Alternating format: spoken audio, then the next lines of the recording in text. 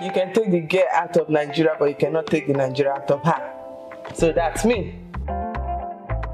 Oh, I live all my life in Nigeria. I don't know nothing about New Zealand. I'm just trying to learn. So I'm not gonna fake that, hey, I grew up in the Western country. I've been in New Zealand for over 10 years. That means I'm Kiwi. Woo! I'm born Nigeria. Typical Nigerian woman. You can't even change the accent. Love and music is what brought DJ Banty here. She's one of the few African women DJs in New Zealand. This is Voices, and I'm Kadambari Raghukumar. Making a move from Nigeria to Auckland hasn't been an easy transition for Banty, or Helen Collins, her real name. We'll get to all of that shortly, but I want to take a second to talk about her style. Yep, anyone that knows DJ Banty will know her for a style that's distinct, both in the way she dresses with her custom shoes, jackets, bucket hats, to her distinct style of music as a DJ, from dancehall to Afrobeat to amapiano. Banty moved to New Zealand after marrying a Kiwi who got her into learning how to DJ. That was about 10 years ago. I've been a DJ probably since late 2014.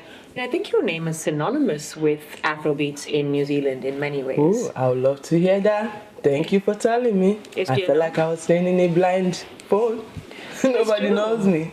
Or so she thinks. Banty's got a steadily growing fan base, and I've been a fan for a while as well. Thing is, it's never easy.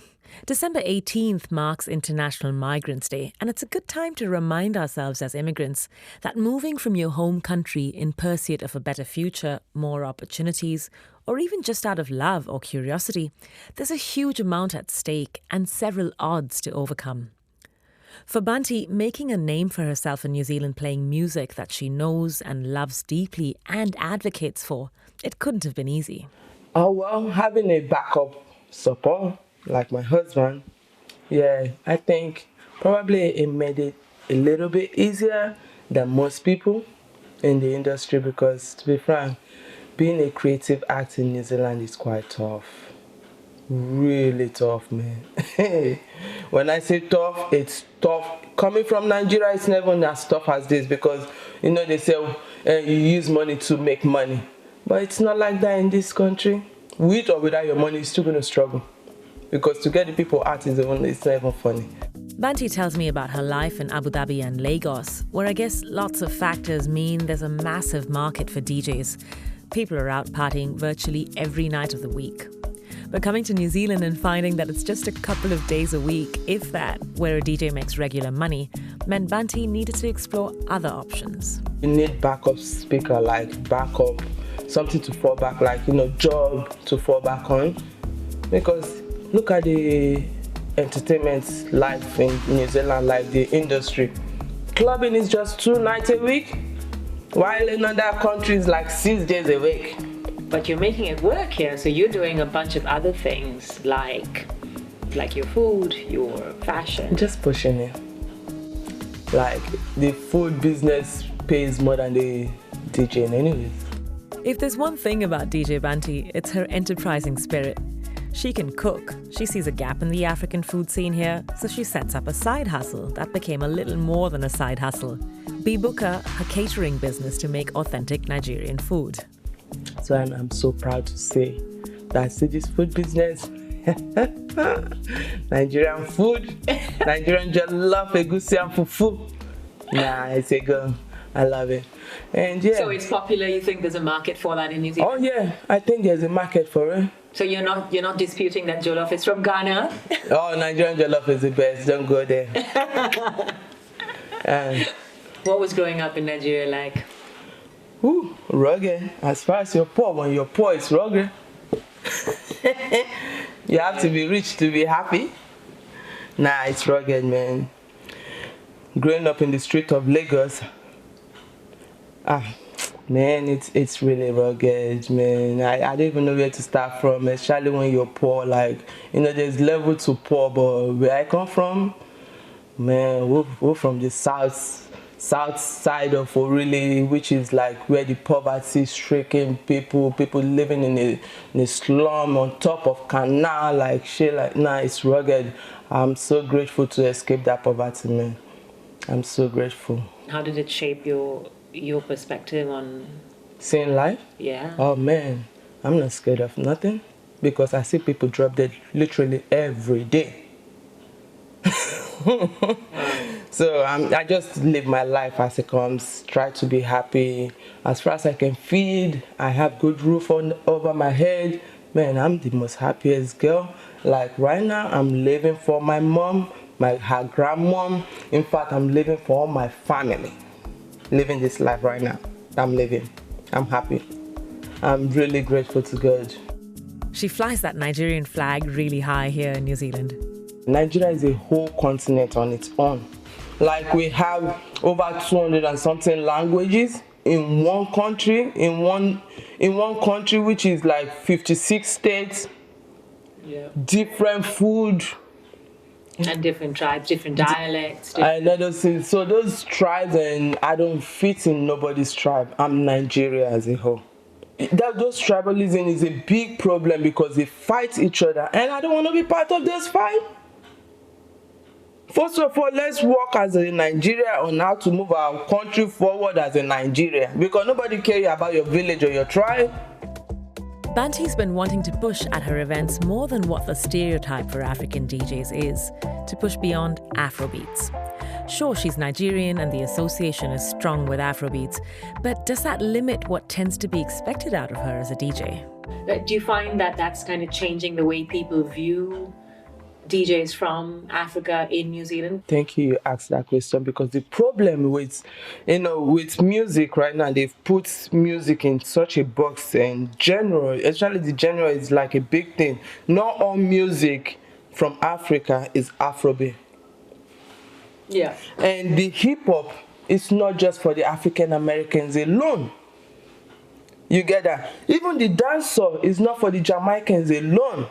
If you look deep into African culture, we have all these. Where do you think all these people are from? The African Americans, the Jamaican, they are from Africa. Yes, because that's who they are. One of New Zealand's earliest female DJs is Orikol or Nadine Nahimana, and she's been a huge advocate for this exact same thing for over a decade now. Nadine was one of the first few DJs who brought African music into mainstream clubbing scenes here in Auckland. And for her, in many ways, it began with Afrobeats. Afrobeat wasn't considered real music, you know? So it was so hard to be breaking through, making my name, making my stand as a tiny black female DJ fighting in the male industry. All those levels, especially the hardest was just to break into the male-oriented DJing industry then. Yeah.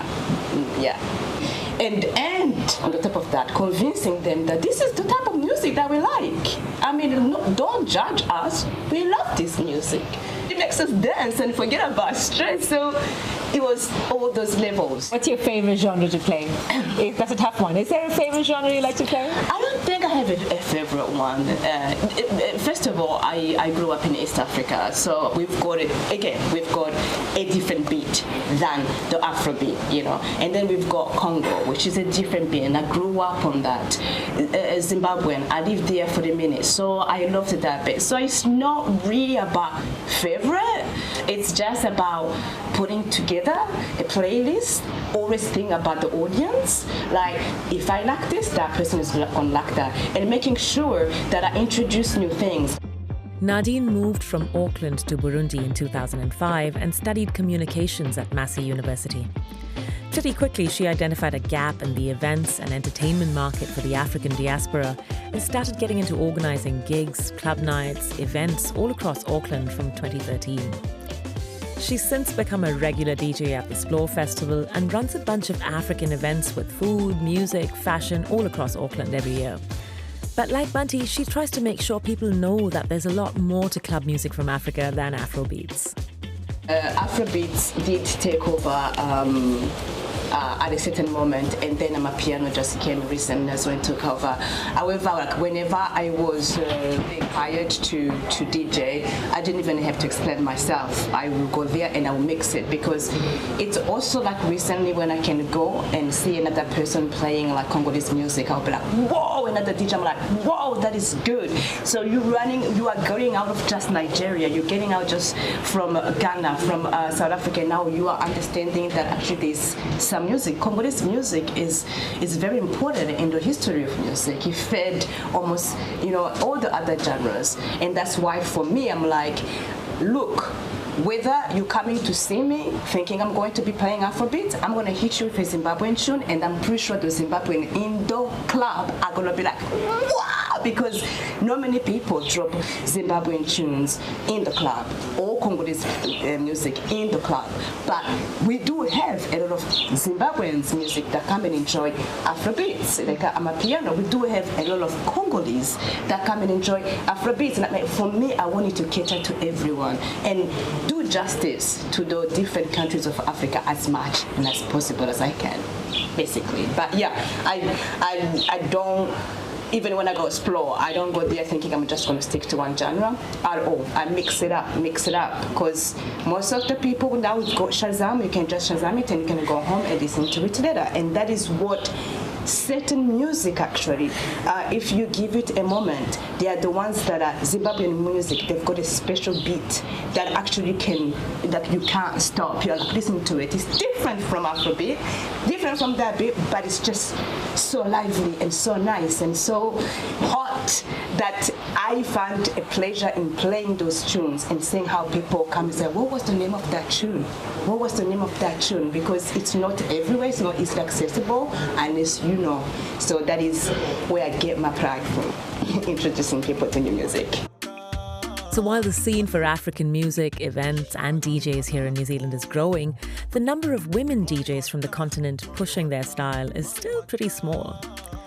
But between DJs like Nadine, Banty and Mangaliso, who's also up and coming these days, there's a lot the ladies can be proud of when it comes to the things that they're moving and shifting for the African diaspora, and actually anyone in New Zealand interested in music from the continent.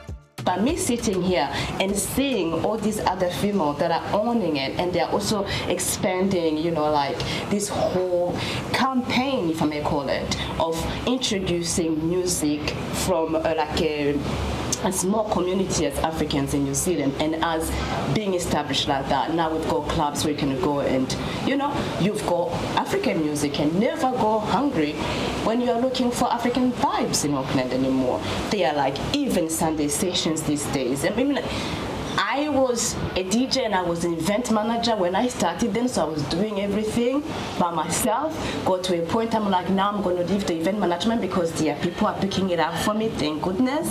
And now I'm like, look at this. We already like 3 major female DJs here in Auckland, so I feel like my goal, I've achieved it. What I wanted to bring out there when we were still hungry, there's no African music. There's no way we can feel at home. There's no way where we can gather together and make new friends. And this was something that unite the youth. The adults to just come there because they're listening to the beat that they don't listen to together, right? And that seeing all these things becoming what they are, it's if I may say so. Nadine Nahimana, or DJ Orikol, and Helen Collins, aka DJ Banty, chatting to me about their lives as women DJs from Nigeria and Burundi to Auckland. My name is Kadambari Raghukumar, and every week I make an episode of Voices featuring people from all across the world who live here in New Zealand. You can find more stories like this on all your favourite podcast platforms. Follow Voices on Spotify, Apple, iHeartRadio, and everywhere else you get your podcasts from. And you can also find us on the RNZ website. Today's episode was mixed by Jeremy Veal, and my name is Kadambari Raghukumar. Thanks for listening.